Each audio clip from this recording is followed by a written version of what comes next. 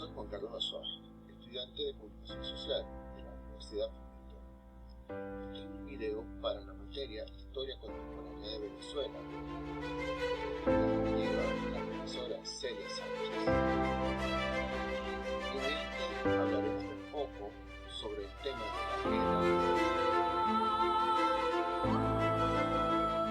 de la Guerra Federal de Venezuela, también llamada Guerra Larga, fue un conflicto bélico que enfrentó a liberales y conservadores entre los años 1859 y 1863. El enfrentamiento terminó con victoria de los liberales, que quedó reflejada en el Tratado de Coche. Después de separarse de la Gran Colombia en 1830, Venezuela conservaba parte de las estructuras económicas y sociales de su etapa como colonia española. Así, destacaba la existencia de una potente oligarquía agraria formada por élites criollas y líderes de la guerra de independencia. Por otra parte, había surgido una nueva clase, la burguesía comercial de Caracas.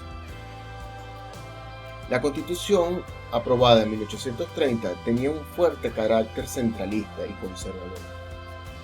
Nada más promulgarse, comenzaron a sucederse levantamientos armados en varias zonas del país que buscaban la formación del Estado federal. La inestabilidad continuó hasta 1859, cuando esos levantamientos derivaron en una guerra civil. El conflicto estuvo caracterizado por la guerra de guerrillas. En su desarrollo solo se contabilizan 3 batallas importantes, que fueron decantando la guerra del lado liberal.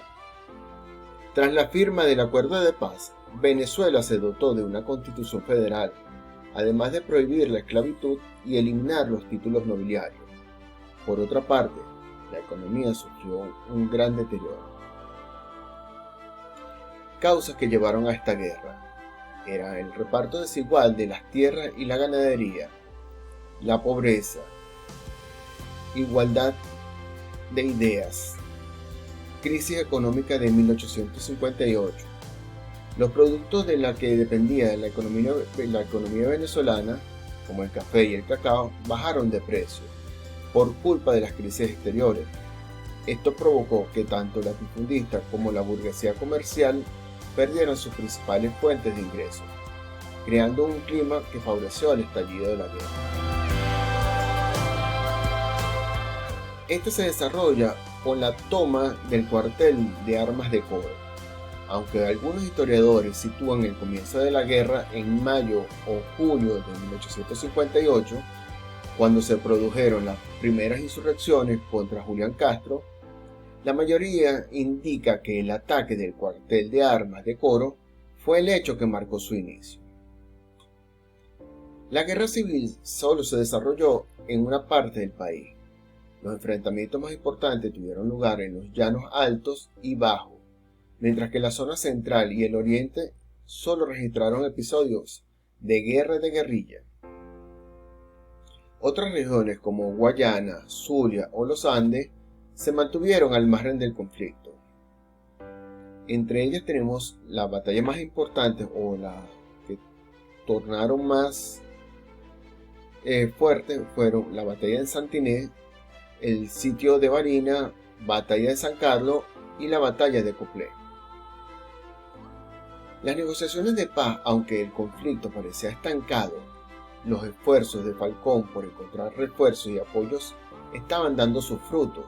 Esto permitió al ejército federal fortalecerse y comenzar unas negociaciones de paz desde una posición muy favorable.